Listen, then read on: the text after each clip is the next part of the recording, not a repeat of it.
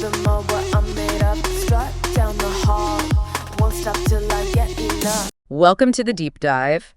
So you've given us some really interesting sources focused on immigration this time. Mm-hmm. And today we want to go a bit beyond, the usual headlines about demographics and numbers. Right. Our mission, really, is to explore the core arguments presented in these materials for immigration as this, transformative force, something that reshapes societies in much deeper ways. Exactly. It's not just about population figures. We're going to dig into how these sources frame immigration as a key driver for things like the economy, definitely, but also innovation and even just how we live together, the social fabric stuff. Yeah, the sources really paint this picture of immigration as a dynamic process. It has these wide-ranging effects. Okay. So we'll be looking at the arguments for how the movement of people, contributes to economic growth, sparks new ideas, and really enriches our cultures. Okay, let's dive right in then. There's this phrase that jumped out at me about immigration weaving a vibrant tapestry of cultures, ideas, and skills. That suggests something much more, colorful and complex than just stats. It really does. The idea highlighted in the sources is that when people move, they bring, everything with them. Their unique perspectives, languages, food. The food, always a good example. Yeah. And art forms, beliefs. All these things add new dimensions to a society. This novelty, as the sources put it, it challenges the status quo. Right. And it enriches the social environment. Right. Sometimes, obviously, like with restaurants, sometimes more subtly. That makes total sense. You start thinking about, how much of our daily lives, music, tech we use, whatever, has roots somewhere else.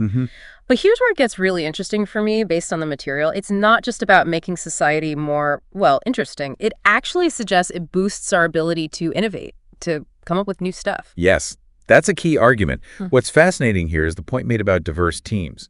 The sources argue they consistently outperform homogenous ones. In a way. In problem solving and generating really novel solutions. The different viewpoints and experiences immigrants bring aren't just a nice to have. No, they're presented as a real engine for innovation, for tackling complex issues. It's like having more tools in the toolbox or approaching a puzzle from lots of different angles. You're just more likely to figure it out. Gotcha. Okay. And that leads us nicely into the economic and innovation arguments, which are really central in the sources you shared. Definitely. The U.S. example is pretty stark. About a quarter of the science and engineering workforce is foreign-born. That's significant. It is. And the sources seem to suggest a mix of reasons for that. Like what? Well, partly maybe the U.S. higher education system acting as a magnet for global talent, and then those people stay. Makes sense. But also perhaps a certain culture of risk-taking, entrepreneurship. That might be more common among some immigrant groups, pushing them into those fields. And Silicon Valley. Exactly. The connection there is made very strongly. So much of its success is linked to immigrant entrepreneurs. The sources even warn that, restrictive policies could actually hurt America's edge. In future tech. Yeah, in areas like AI, biotech, clean energy. By cutting off that flow of talent and ideas, it's presented as a potential risk. Okay, then we look at Canada. They've taken a really different route, described as an explicit embrace with their points-based system. How does that work, according to the sources? Well, connecting it back, Canada's strategy seems very deliberate. It's presented as a way to proactively deal with demographic issues, like their aging population and potential labor shortages down the line. So they're planning ahead. It seems so. The sources highlight how this kind of strategic immigration helps keep their GDP growing and makes key sectors more resilient. Think healthcare, construction, high-tech. Where they need people. Precisely. And the warning is pretty stark. If they were to close the doors, it could actually threaten their social programs, their fiscal balance. It's framed as quite integral to their model. Interesting. Now, the UK post-Brexit offers another perspective. Immigrants are, over 13% of the workforce? Big roles in the NHS, tech, research. Yes, very significant contributions mentioned there. So what do the sources see as the potential fallout if their policies get tighter? Well, it raises this really important question about workforce gaps. If it becomes harder for people to come to the UK, the sources suggest it could slow down economic growth. And potentially damage their standing as a global hub for, knowledge and innovation. The ability to attract talent is presented as being directly tied to their competitiveness on the world stage. Okay, let's hop over to mainland Europe. Germany. Their reliance on migrant labor seems critical, especially with low birth rates. It's not just high-skilled jobs there, is it? No, not at all. The material really emphasizes that Germany's long-term economic health relies on both skilled and less skilled workers. Why both? To support their strong industrial base, for one, but also just to maintain their social safety nets. The argument is that limiting immigration would just make existing labor shortages worse and potentially undermine their manufacturing power. They seem to need people across the board to keep things running smoothly. Then there's Australia. Their approach is called selective immigration, going after professionals. What's the impact been, according to these sources? Australia's experience is generally presented as, well, a success story in the sources. Consistent economic growth, low unemployment, high wages. And that's linked to the policy? Directly linked in the material, yes, to attracting professionals in fields where they have demand. And the suggestion is that changing this approach could hit key industries, hard mining, services, research. Got it. Even France, with its own economic landscape, seems to be seeing immigrant impact across the board. Hospitality to aerospace, that's quite a range. It is. And the detail about Parisian startup founders often being immigrants is interesting. Yeah, what does that signal? Well, the sources seem to connect this to France's broader push to modernize its economy, tackle unemployment. The implication is that attracting global talent injects dynamism, especially in those newer, innovative sectors. Tapping into that global pool? Exactly, that entrepreneurial energy. Now, Japan is a fascinating case, isn't it, given their historical kind of resistance to immigration. But the aging population seems to be forcing their hand, at least a little. It does seem that way. It's presented as a real pressure point. What happens if they don't open up more, according to the material? Well, the picture painted is one of Japan facing potentially severe labor shortages and, crucially, a slowdown in innovation. Especially where they're strong, like robotics. Yes, exactly. Robotics, green tech, areas vital for their future.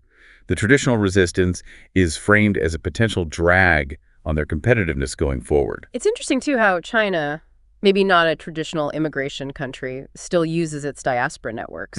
Returnees, specialists. For innovation in places like Shenzhen, Shanghai. Absolutely. That reliance on people educated abroad, on international experts, it just highlights how global innovation really is now. The sources suggest that any tightening there could impact China's big goals in semiconductors, renewable energy, things like that. And then you've got smaller players, but really strategic ones, Singapore, UAE, Qatar. Right. Their success seems fundamentally built on these diverse international workforces. These examples really hammer home the idea, don't they? That in today's interconnected world, openness to global talent is vital if you want to thrive in finance, logistics, tourism. Being a global hub. Exactly. And turning inward, the sources imply, could seriously weaken that position. Okay, stepping back from individual countries for a moment. The sources also bring up global challenges, climate change, pandemics. How does immigration fit into tackling those, according to the argument? Well, the argument presented is that immigrants often act as these crucial bridges. Bridges? Yeah, bridges between different knowledge ecosystems. They facilitate international research collaboration, technology transfer, the kind of teamwork that's absolutely vital for these huge shared global problems. So isolationist policies could actually hinder progress on those fronts. That's the potential barrier highlighted in the material, yes. Right. It could slow down that critical international cooperation. Got it. Another theme that keeps coming up is entrepreneurship. We hear about immigrant founders behind huge companies, Dropbox, Tesla. Why is that point stressed so much? Well, it highlights the idea that restricting people's movement doesn't just affect individuals. It can actually stifle the creation of new businesses. And investor confidence. Potentially, yeah. Immigrant founders often bring, according to the sources, unique perspectives, maybe a stronger drive, a willingness to take risks, all key ingredients for innovation and growth. Makes sense. And finally, there's the social impact, beyond just economics. The material talks about immigrant communities enriching civic life. How so? It talks about this concept of social capital.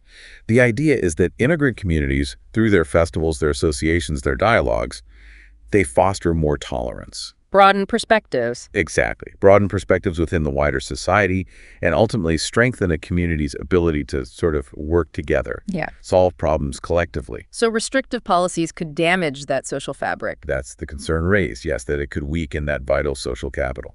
Okay, so pulling it all together, the picture these sources paint seems pretty consistent. In this fast-changing world, nations that close themselves off, they risk falling behind. Whereas those that welcome immigrants, they stand to gain from that diversity of thought, of talent, leading to more innovation, stronger economies, more resilient societies overall. That's the core argument presented across the material, yes. And this isn't just some abstract theory, right? It connects directly back to the listener.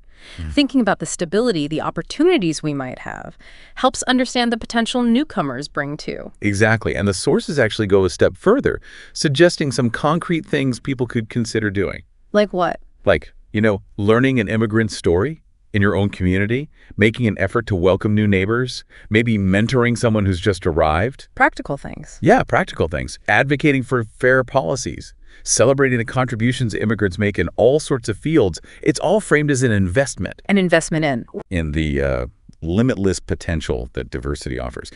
It's about ensuring not just their success, but the success and vibrancy of your own community, your country, your own future, really. It really brings us back to that image you mentioned earlier, the national tapestry. It's not static, is it? Not of it. It's constantly evolving. New threads are always being added, each with its own color, its own texture.